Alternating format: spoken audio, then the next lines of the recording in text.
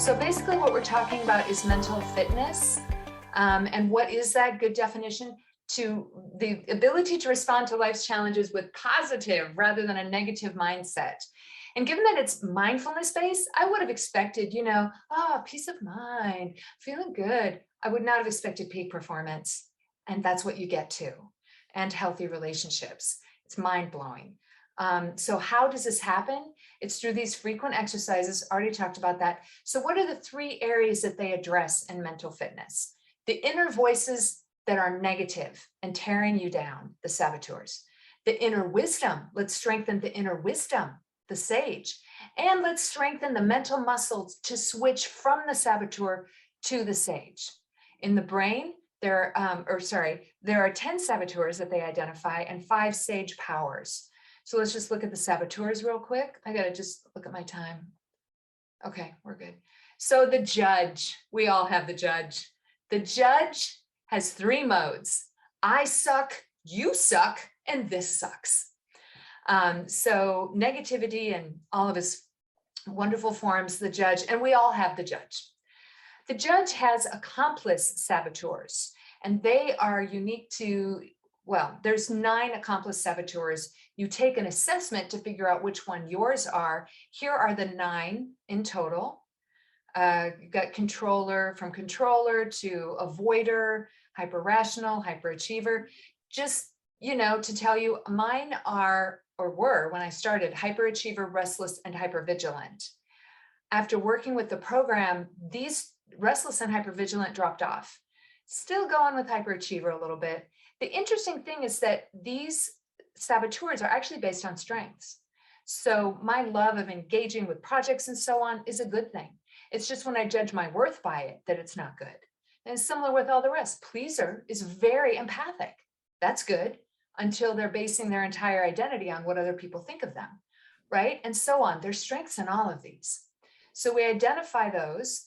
This is what a results page looks like from your assessment. So you see which ones you have the highest. When I'm coaching someone from this perspective, I just coach the top ones because the rest of them tend to go down if we just target the top ones. The brain, yay, let's tie this back into the brain. You're not going to be surprised at all to hear that's the brainstem and the limbic system that are giving us the saboteurs. That's what we were talking about before with the goal setting. That's where our trouble comes from, because it's that old part of the brain that doesn't work as well in modern life. And our sage powers, the middle prefrontal cortex, the empathy circuitry, the reward circuitry, that's our sage. And so, the saboteur still wants to motivate you, that negative motivation that doesn't necessarily help us that much. But there is a positive motivation, empathy, curiosity, creativity, purpose. Okay. I know I'm doing this a little bit fast. I want to leave time for questions. So take note if you're having any questions as I go. So the negative saboteurs, whipping you into shape. Yeah, sure, you can get results that way, but you're not likely to be happy, nor is the success likely to be the best and the most that you can achieve, nor is it likely to be the most sustainable, because you end up burned out and exhausted and unhappy. So the sage, a little bit more positive emotions, peace and calm, clear-headed focus. The sage perspective is the idea that there's a gift or opportunity in almost every situation. You can always make lemonade of whatever, sour lemons you get handed. And I'm just being aware of time. So these are the sage powers that we're working with that tend to get strengthened. Empathize, love of others. Explore, love of learning new things. Innovate, love of creativity. Navigate, love of creating a plan. And activate, love of laser-focused action. So what we're trying to do, what we do with this system is that we're increasing our self-command so we can really strengthen up our sage. And you're probably wondering this. Is it really possible for us to switch from our negative voices to our positive, even when it's tough? And John, Yep. it is. But I it hope takes so. practice. I'm banking on it. Yeah, it takes practice. And it's not the kind of practice that we think. And this is what shocked the heck out of me. It's not the kind of practice. It's 2 minutes of thinking about your breath. And I'm not saying an hour of meditation. No, I'm saying 2 minutes a few times a day, or 5 minutes a few times a day. It's actually the repetition part, y'all, is really important, because I actually recently tried to switch the program for myself and just do 30 minutes of meditation in the morning.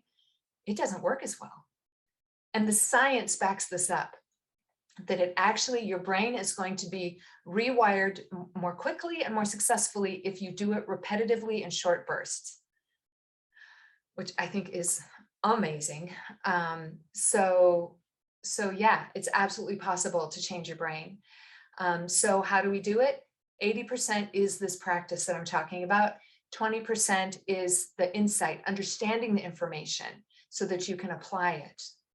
So what is this program? It is, as I said before, it's 6 weeks. You get a 1-hour video. It comes through on the weekend, or you watch it on Monday. You get 15 minutes a day of practice on the app. I'll show you a couple shots of the app in a second. You get the Positive Intelligence book, but I can give you the PDF if you want, or you can get the book. And then you get a pod. This was my favorite part, because you get a group of people who are also doing the program, and you can talk about what you're learning together and support each other. Here's a few shots of the app. So check this out on the left. So this is the day, it was day 6. We have to intercept the judge that's telling you you're bad, right? And look at this. This is what the exercise looks like. Literally, I would say in 2 minutes, it's 2 minutes. It's 2 minutes long. And then you get 6 points. I love the confetti. I don't know. I love how they gamified it. It makes me happy. It makes me want to go do the exercise so I can get the points and the stars. So they make it really fun too. Just some other things to show you. This is the gym. So they have 2-minute, 5-minute, and 12-minute exercises. My favorite, 12-minute moving.